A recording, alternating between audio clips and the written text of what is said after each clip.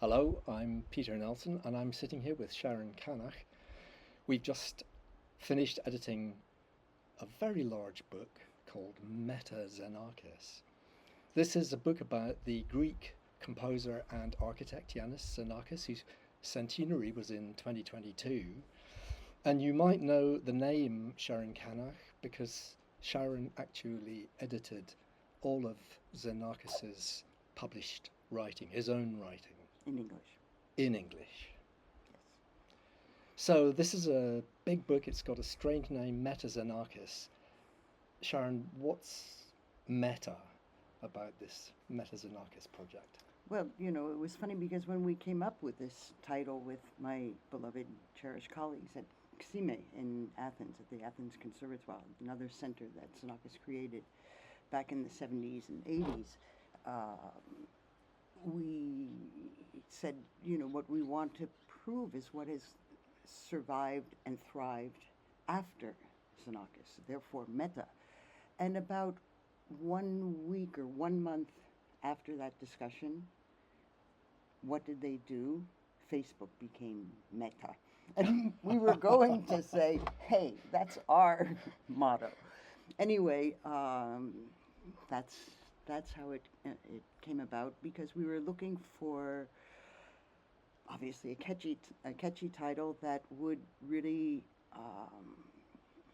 characterize what we were trying to do, not only discussing Xenakis, but what Xenakis has, unbeknownst to him, produced. Yeah. In a way. So we're talking about a book here, but in fact this book started as a series of events. Exactly. Right? Exactly. As I mentioned before with Xime, already back in 2020, we were brainstorming what we could do for the centennial. And we were thinking, of course, doing a conference or whatever. And then this collaboration bloomed into a consortium that became basically planetary, from Mexico to Japan to the US. And so team leaders were designated in each of the regions and, tried to generate as much interest in Xenakis and Xenakis-related activities. And this also appears in the book as the appendix, because together, over 2022, the 5 team members generated more than 80 events. Oh my goodness. And many of those 80, or some highlights of those 80 events, actually appear in the last section of the book, called Sustainable Resources. Okay, so this is a book, but you're speaking about events here. So how do events appear in a book? Well, as you know, as my beloved co-editor, this is the first time we're conceiving of a book as an ebook. And this enables us to embed media, this enables us to embed sound, and so actual events that took place, films that were made, are available through this book. That's really quite special to be able to see some of the material outcomes, apart from just reading about it.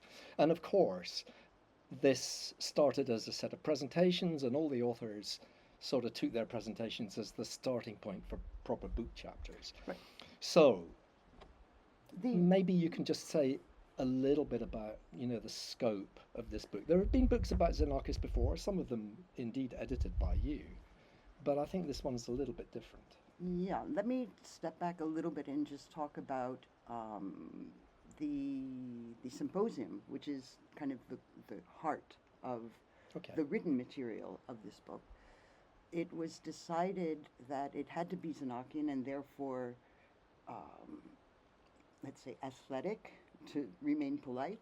And so it became a 41-hour nonstop marathon. Oh my. We started in France, where you were. Then we switched over, and it was both remote and live. Okay. This was obviously after the lockdowns of COVID. So all of the events were hybrid. So we started in France. We went to New York. From New York, it went to Japan. From Japan, it went to Greece, and we ended up in Mexico. Okay. 41 hours nonstop. And right around the world. And right around the world, and without a technical glitch. Which, I didn't sleep for 41 hours because I was waiting I didn't want to be awakened by a phone call saying, it's not working. It worked. It worked. And so I really want to say thank you from the bottom of my heart to all of the team leaders and the technical people who were helping us. It was a marathon, and it was athletic, and we did it. And now we have this sort of, not just a permanent reminder of all of this, but a real scholarly contribution, I think, to not just the study of Xenakis as a person and the works that he produced, but as you said before, the ideas that he had and what the fruit that has come out of these ideas. So the book kind of reflects that breadth in its sections. Maybe you could just say a little bit about how the book pans out. Yeah, the book is divided into 8 sections, and we're really happy because many of our contributors have found new sources, archival sources, that have unveiled new light on Xenakis' life. And so the first chapter is actually Xenakis before Xenakis. Okay. The unknown person. Absolutely. How in a way his mind, his young mind, very young mind, was working. I'm not going to reveal any secrets yet. Then we move on to Xenakis Without Borders, which was kind of what we were proving anyway in this consortium and all of the events that we did. But we get very specific examples of the reception of Xenakis' work in Serbia, for example. Who has ever talked about that before? Or pretty in-depth explanation of Xenakis' years in Berlin that were very formative for him, et cetera, et cetera. Then we move on to new contexts about Xenakis himself, about the man. And again, drawing from new archival sources unknown to the Xenakian community at large. And then we move on to new perspectives on his works, which have been significantly expanded recently between AI coming into the picture, into new people who have been thinking about the same works for years and years and years, suddenly have a eureka moment and unveil that in our book. And then we move on to a more classic Xenakis and architecture, but from totally new perspectives, with several contributions from really remarkable architects themselves. And then one of my favorite chapters, but I don't have a favorite, I love them all, is the living testimony. Oh, yes. The living testimony, because Xenakis has touched so many people, so many artists, so many musicians' lives.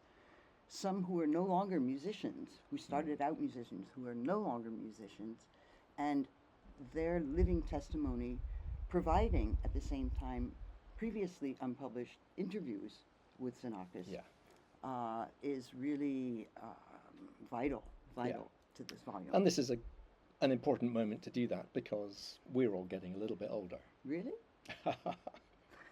And then we move on to Meta-Xenakis, or in other words, where do we go from here? Yeah.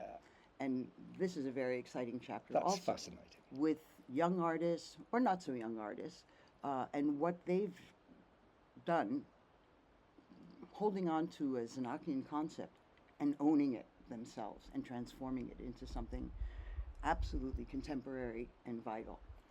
And the final section itself is what I mentioned before, the sustainable resources, with some amazing things like a feature-length, brand new biographical film about Xenakis, plus concerts, plus all sorts of interesting things. A lot of stuff. Yeah. And then also in the appendix, we do give the full list of the 80-something events that were given, and often links where you can see that on other sources online. Yeah. So So there's an introduction which kind of lays all this out, which will give you a flavour of the detail of what's in the book. And I suppose we expect that readers will not begin on page 1, but will kind of dip into the various things that interest them. If at some point they want to stop reading, there's plenty of material to watch or listen to, or indeed try out in a practical sense. There's computer design, computer programming, Absolutely. all sorts of things in this. Absolutely.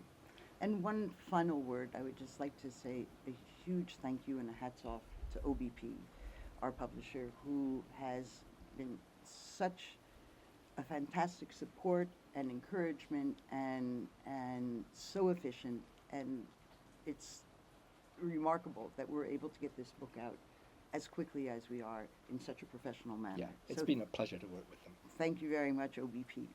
Indeed. Enjoy. Thank you.